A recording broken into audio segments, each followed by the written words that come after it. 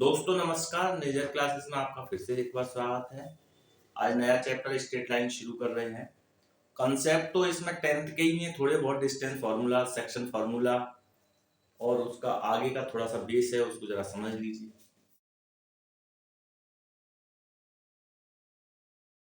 यहाँ पर सबसे पहले आता है डिस्टेंस फार्मूला और साथ में एक चीज मिल जाती है इसमें, स्लोप ऑफ अ लाइन।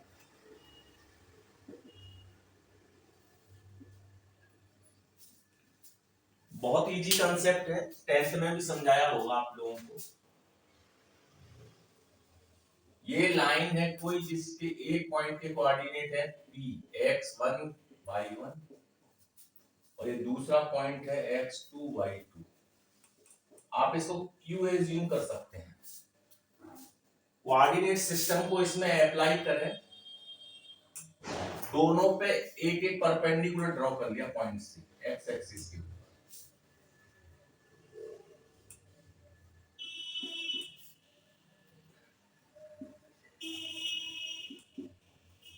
यहां पर ये ओरिजिन है,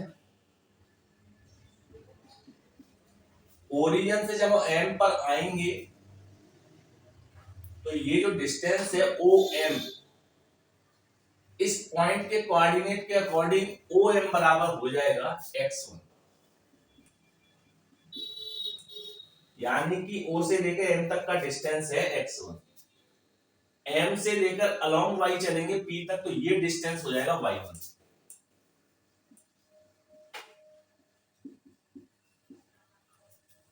फिगर के अनुसार MN जो है, सॉरी MP जो है एग्जैक्टली किसके बराबर रहेगा, AN के बराबर। फिर हम जब O से A तक आएंगे तो इसका मतलब हमने यहां से यहां तक का जो डिस्टेंस ट्रेवल किया है वो है x2। OA बराबर हो जाएगा आपका x2 और बिल्कुल A से अलोंग YQ तक जाएंगे तो ये डिस्टेंस हो जाएगा आपका y2। यानी कि AQ बराबर आपका है y2। हमको ये डिस्टेंस चाहिए PQ। अगर हमको ये दो डिस्टेंस मिल जाए PN और QN तो हाइपोटेन्यूज बराबर होता है perpendicular square plus base square, उसको यूज करके हमको PQ मिल जाएगा। तो अगर हम देखें फिगर में MA तो MA बराबर है PNA और MA को हम लिख सकते हैं OA माइनस OM। OA हमको x2 दे रखा है और OM हमको x1 दे रखा है। यानी कि जो MA डिस्टेंस है या PN डिस्टेंस है वो x2 माइनस x1 के बराबर है। बिल्कुल इसी तरीके से NQ को हम लिख सकते हैं AQ माइनस NQ। तो यहां पर जो AQ है वो है y2 और NQ का मतलब है, सॉरी NQ के प्लेस पर NA आएगा या AN आएगा और AN यहां पर है y1। अब हम इसमें ये प्रॉपर्टी लगा रहे हैं इन राइट एंगल ट्राइंगल। L का मतलब राइट एंगल ट्राइंगल है, तो PQ का जो स्क्वायर है वो बराबर हो जाएगा PN का स्क्वायर प्लस NQ का स्क्वायर। वैल्यू पुट करेंगे तो x2 माइनस x1 का whole square plus y2 minus y1 का होल स्क्वायर।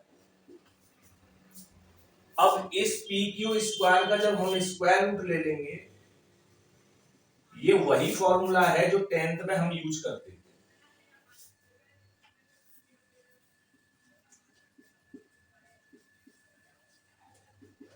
अगर हम इसमें एक कंसेप्ट ये लगाएं, क्योंकि हम जानते हैं a माइनस बी का जो होल स्क्वायर है वो एग्जैक्टली सेम रहता है b माइनस ए के होल स्क्वायर।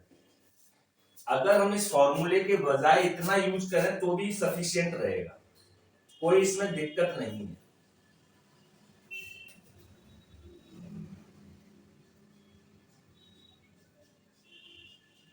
इस फॉर्मूले और इस फॉर्मूले में ये डिफरेंस है, ये पॉइंट जो है शिफ्ट कर जाएंगे, आपस में इंटरचेंज हो जाएंगे। यानी x1y1 यहाँ चला जाएगा और x2y2 यहाँ चला जाएगा। इसी में एक सेकंड कंसेप्ट है, ये लाइन x एक्सिस से कितना एंगल बना रही है। तो x एक्सिस से जब एंगल मेजर करने के लिए हम इस लाइन को थोड़ा सा आगे बढ़ाएंगे,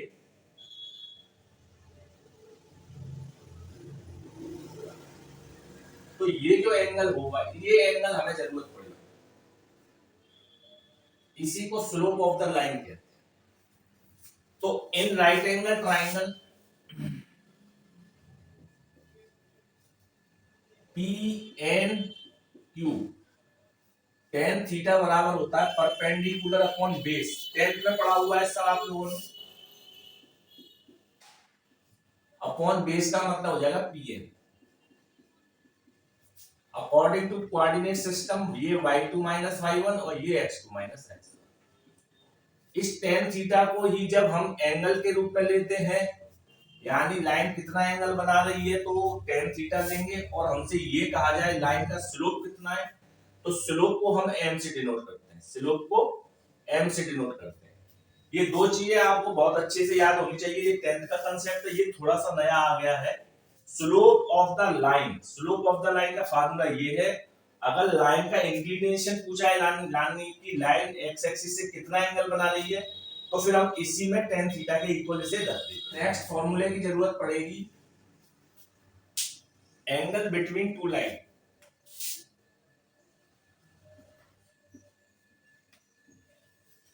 एंगल बिटवीन टू लाइन का मतलब ये है,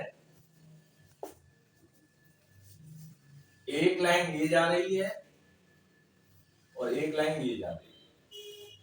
हमको ये वाला एंगल या ये वाला एंगल चाहिए। अगर हम इस एंगल को अल्फा 2 और इसको अल्फा 1 एज्यूम कर लें, तो यहां से ये एंगल हो जाएगा पाई माइनस अल्फा 1। इन दोनों को जब ऐड करेंगे और उसके बाद 180 में से सब्ट्रैक्ट करेंगे, तो ये अल्फा माइनस अल्फा 2 आ जाएगा।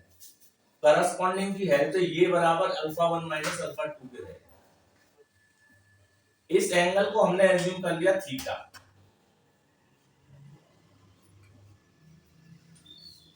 तो दोनों ओर जब साइन लेंगे तो tan थीटा बराबर हो जाएगा, इसको tan a माइनस बी से जब खोलेंगे तो ये हो जाएगा tan alpha 1 minus tan alpha 2 upon 1 plus tan alpha 1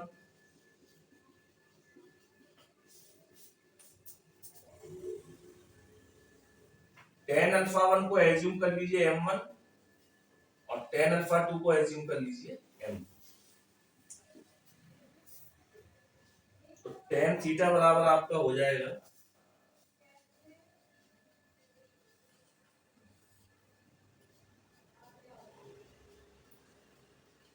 और ये इस रिस्ट्रिक्शन के साथ है 1 plus m1 m2 not equal to 0।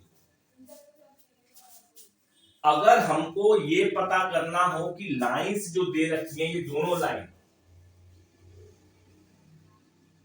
Parallel है या परपेंडिकुलर है, तो इसको भी डिस्कस कर लेते हैं।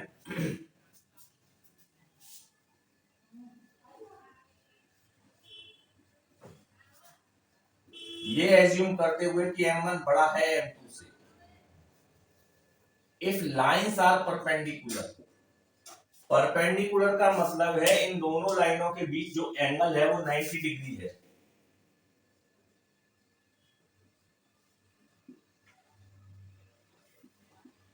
अब ये वैल्यू थीटा बराबर जब यहां रखेंगे तो tan 90 बराबर हो जाएगा m1 minus m2 upon 1 plus m1 m2। tan 90 की वैल्यू हमने इंफिनिटी पढ़ी हुई है, इंफिनिटी को हम 1/0 ले सकते हैं, तो इसको हम 1/0 लिखे दे।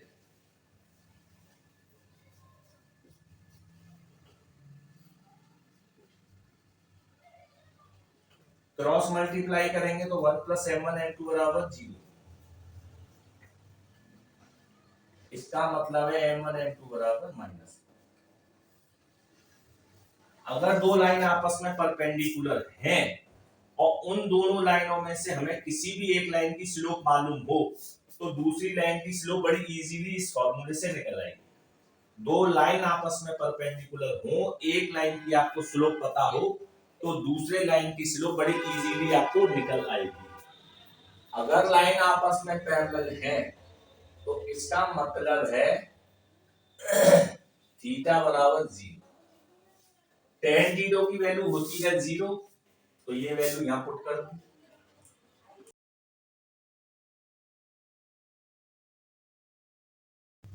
और इसको सिंपलीफाई करेंगे क्रॉस मल्टीप्लाई करके तो हमको मिल जाएगा m1 बराबर n। इन दोनों फॉर्मूला का यूज एक्सेप्ट जब तक यूज करते हैं जब हमको एक लाइन की इक्वेशन दे रखी हो और दूसरी लाइन की इक्वेशन फाइंड करनी हो। एक लाइन दे रखी है और हमसे कहा जा रहा है कि आप इस लाइन के पैरेलल दूसरी लाइन निकालिए, अगर वो लाइन इस पॉइंट से जाती है या नहीं जाती है जो भी है, या दूसरी लाइन पहली लाइन के परपेंडिकुलर है, उस केस में इन दोनों का बहुत ज्यादा यूज होने वाला है। दोस्तों इसके आगे धीरे धीरे आगे बढ़ेंगे, बहुत इंपॉर्टेंट कॉन्सेप्ट है। आगे चल के 3 डायमेंशन भी आएगा, स्ट्रेट लाइन के बाद कॉनिक सेक्शन भी आएगा, तो आप इसको धीरे धीरे थोड़ा समझने की कोशिश करिए। मेजर क्लासेस में आज इतना ही, नेक्स्ट वीडियो में आपसे फिर मिलेंगे, तब तक के लिए धन्यवाद।